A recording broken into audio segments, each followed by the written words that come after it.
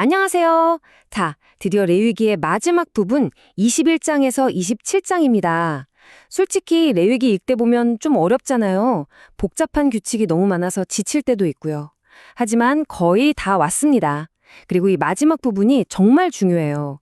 단순히 오래된 법규 목록이 아니라 한 공동체가 거룩함이라는 목표를 삶의 모든 영역에 어떻게 녹여냈는지 보여주는 아주 생생한 청사진 같은 거거든요. 근데 이런 생각 안 드세요? 아니, 왜 이렇게까지 세세한 규정들이 필요했을까? 제사장의 결혼 생활부터 시작해서 땅을 쉬게 하는 법, 심지어 개인적인 약속의 가치까지 다 정해놨잖아요. 이 모든 것의 진짜 목적은 과연 뭐였을까요? 바로 이 질문에서부터 오늘 이야기를 시작해 보겠습니다. 이 복잡해 보이는 규칙들을 하나로 묶는 열쇠가 있는데요. 그게 바로 거룩함입니다. 근데 여기서 말하는 거룩함이요. 우리가 흔히 생각하는 착하게 살아라 뭐 이런 도덕적인 얘기랑은 결이 좀 달라요. 핵심은 구별됨에 있습니다. 세상의 방식과는 다르게 하나님께 속한 백성으로 살아가는 것.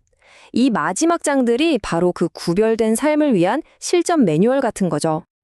자, 그럼 거룩함을 행한 첫 번째 기둥, 바로 사람에 대한 이야기입니다. 특히 예배를 인도하는 영적 지도자, 그러니까 제사장들에게는 정말 상상 이상으로 높은 수준의 기준이 요구됐어요. 왜냐하면 공동체 전체의 거룩함이 리더로부터 시작된다고 봤기 때문이죠. 그 기준이요? 진짜 까다로웠습니다. 일단 몸에 어떤 흠도 없어야 했고요.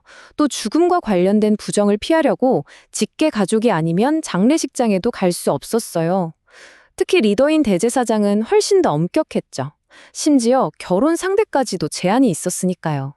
이게 다 뭐냐면 제사장이 하나님과 백성 사이를 연결하는 상징적인 존재잖아요. 바로 그 상징성을 지키기 위한 아주 구체적인 장치들이었던 겁니다. 자, 사람 다음은 뭘까요? 바로 시간입니다. 거룩함을 시간에 어떻게 적용했는지 한번 볼게요. 당시 이스라엘 사람들은 그냥 하루하루 날짜 따라 사는 게 아니었어요. 하나님의 구원 역사를 기억하고 기념하는 특별한 리듬에 맞춰서 살았다는 거죠. 와, 그러니까 달력 자체가 하나의 신앙 고백이었던 셈이에요. 레위기 23장을 보면 이 연간 스케줄이 쫙 나옵니다. 한 해의 시작은 해방을 기억하는 축제로, 그리고 수확에 대한 감사로 이어지고요. 또 한 해를 돌아보면서 회개하는 시간을 가진 뒤에 광야에서의 여정을 기념하는 축제로 마무리돼요. 이게 그냥 쉬는 날, 노는 날이 아니었던 거죠. 우리 공동체가 어떤 존재인지 그 정체성을 1년 내내 잊지 않게 해주는 아주 중요한 리듬 그 자체였습니다. 이 모든 시간 개념의 기본 단위, 그건 바로 숫자 7입니다. 일곱째 날인 안식일은 모든 걸 멈추고 쉬면서 창조주를 기억하는 아주 거룩한 시간이었죠. 근데 이 7의 원리가 여기서 끝나지 않아요. 스케일이 점점 커집니다. 7년째가 되면요, 사람뿐만 아니라 땅까지도 쉬게 하는 안식년을 지켰습니다. 자, 그럼 이 7년이 7번 반복된 다음 해, 그러니까 50년째 되는 해는요, 모든 안식의 정점이자 사회 전체를 뒤흔드는 희년이 됩니다. 이 희년이라는 원리, 정말 놀랍습니다. 자, 보세요. 거룩함이 이제 개인과 시간을 넘어서 사회 전체로 확장됩니다. 이 희년이라는 게 단순히 1년 쉬는 게 아니고요.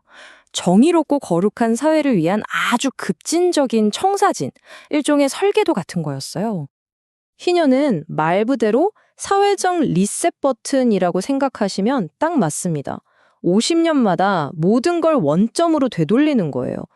빚 때문에 노예가 된 사람은 자유를 찾고, 가난 때문에 팔았던 땅은 원래 가족의 품으로 돌아갔습니다. 와, 이게 뭘 의미하냐면 부와 가난의 대물림을 끊어버리고 모두에게 다시 시작할 기회를 주는 정말 시대를 초월한 사회경제 시스템이었던 거죠. 아니, 근데 이런 파격적인 제도가 어떻게 가능했을까요? 그 신학적인 기반이 바로 이 한 문장에 담겨 있습니다. 토지는 다 내 것이다. 여기서 내 것은 바로 하나님의 것이라는 뜻이죠. 땅의 진짜 주인은 하나님이라는 선포예요. 인간은 그저 잠시 땅을 맡은 관리인일 뿐이라는 겁니다. 그렇기 때문에 그 누구도 땅이나 다른 사람을 영원히 소유할 수 없다는 정말 놀라운 선언이었습니다. 자, 이렇게 거룩한 백성, 시간, 사회에 대한 큰 그림을 쫙 보여준 다음에 레위기는 이제 클라이맥스로 향합니다. 자, 이 언약을 지키는 게 얼마나 중요한지 알겠지? 하고 묻는 거죠. 그리고 여기에는 아주 현실적인 결과가 따라왔습니다. 이제 공동체 앞에는 선택의 기로가 놓인 겁니다. 이 거룩한 삶의 방식을 따를 것이냐, 아니면 외면할 것이냐. 그 선택에 따른 결과는 정말 하늘과 땅 차이였습니다. 그리고 그 결과라는 게 뭐 추상적인 얘기가 아니었어요. 보시는 것처럼 아주 극명하게 현실적이었죠. 순종의 길 끝에는 풍요와 평화, 그리고 무엇보다 하나님의 함께하심이라는 축복이 약속됐습니다. 하지만 불순종의 길은 정반대였습니다. 그 끝에는 굶주림과 전쟁, 그리고 하나님의 외면이라는 끔찍한 저주가 기다리고 있었죠. 이 언약이 그냥 좋은 말이 아니라 공동체의 생존이 걸린 문제였다는 걸 보여주는 대목입니다. 자, 이제 거의 마지막인데요. 이 거대한 원리들이 그럼 개인의 삶 속에서는 어떻게 표현되었을까요? 거룩한이라는 게 공동체 전체의 책임이기도 하지만 결국에는 한 사람 한 사람의 헌신으로 완성되는 거니까요. 마지막 27장이 바로 그 얘기를 해줍니다. 만약 어떤 사람이 자신을 하나님께 바치기로 약속, 즉 서원을 하면 어떻게 할까요? 여기 보시면 그 가치를 당시의 노동력에 따라 돈으로 환산한 정말 놀라운 표가 있습니다. 한 개인의 헌신을 이렇게 구체적인 가치로 매겼다는 것, 이것이야말로 거룩함이 뜬구름 접는 이야기가 아니라 지극히 현실적인 삶의 문제였다는 걸 보여주는 마지막 증거가 아닐까요? 자, 제사장의 기준에서부터 절기의 리듬, 그리고 희년의 정신까지. 레위기의 마지막은 이처럼 거룩함이라는 하나의 목표를 향해 달려왔습니다. 마지막으로 이 질문을 던지면서 마무리하고 싶네요. 50년마다 모든 빚을 없애고 부를 재분배했던 이 고대의 희년이라는 정신.